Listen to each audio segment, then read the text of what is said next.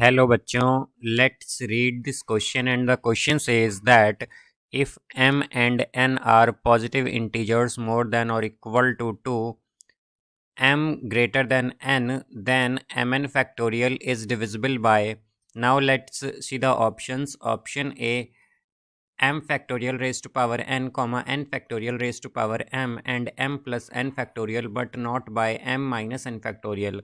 Option B, m plus n factorial comma m minus n factorial comma m factorial raised to power n but not by n factorial raised to power m. Option C, m factorial raised to power n comma n factorial raised to power m comma m plus n factorial and m minus n factorial. And option D, m factorial raised to power n and n factorial raised to power m but not by m plus n factorial and m minus n factorial. तो आइए अब इस question को यहाँ पर हम solve कर लेते हैं। इस क्वेश्चन में कहा गया है कि m एंड n जो हैं ये पॉजिटिव इंटीजर्स हैं मोर देन और इक्वल टू 2, जहाँ पर m ग्रेटर है n से। तो हमें बताना है कि mn फैक्टोरियल जो है ये डिविजिबल किस किस टर्म से यहाँ पर होगा।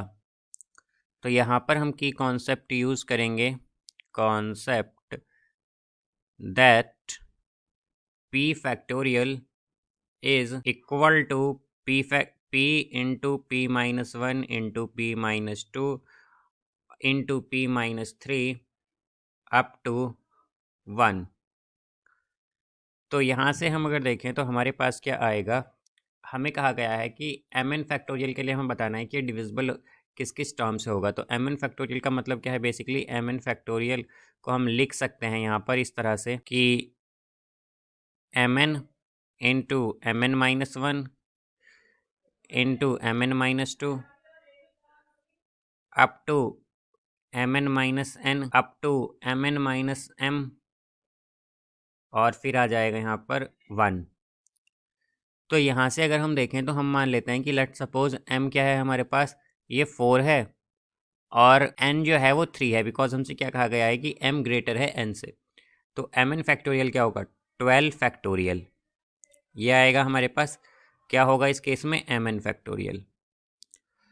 तो अब अगर हम देखें तो अगर हम ऑप्शंस के अकॉर्डिंग देखें या फिर अगर हम देखते हैं कि 12 mn है यहाँ पर, तो m प्लस n क्या होगा 7, और हम जानते हैं जब हम 12 फैक्टोरियल अगर देख को ओपन करेंगे तो क्या आएगा 12 into 11 into 10 into 8 into 9 into 8 into 7 into 6 up to 1 तक जाएगा या इस तरह से।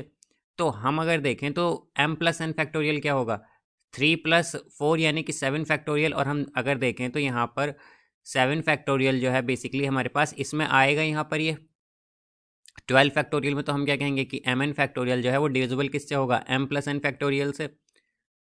तो हम क्या कहेंगे, mn factorial is divisible by m plus n factorial. फिर अब यहाँ से अगर हम देखें तो m माइनस n क्या होगा, m 4 है n 3 है, तो m माइनस n क्या होगा 1, और हम जानते हैं कि 1 भी इसमें आ रहा है। तो इसका मतलब क्या है कि m माइनस n फैक्टोरियल भी यहाँ पर डिविजिबल हो जाएगा हमारा।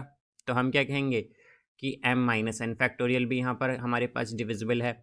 देन अब अगर हम देखें तो हमसे कहा गया है, अगर हम देखते हैं तो m factorial raise to power n, तो m factorial raise to power n जो है बेसिकली वो भी इन टर्म्स को जब हम मल्टीप्लाई करेंगे तो बेसिकली हमारे पास बन जाएगा, तो वो भी हमारे पास इसमें डिविजिबल होगा। और इसी तरह n फैक्टोरियल भी divisible, n factorial raise to power m भी डिविजिबल होगा। तो हम क्या कहेंगे, m factorial raise to power n भी यहाँ पर डिविजिबल होगा, और and n factorial raise to power m जो है वो भी क्या होगा, डिविजिबल होगा यहाँ पर। तो हम क्या कहेंगे कि यहाँ पर ये सभी जो हैं m plus n factorial, m minus n factorial, m factorial raise to power n and n factorial raise to power m जो हैं ये डिवाइड करेंगे किसी mn फैक्टोरियल को। तो यहाँ पर इसका करेक्ट आंसर हो जाएगा हमारे पास option C. So I hope you understood it well, best of luck, thank you.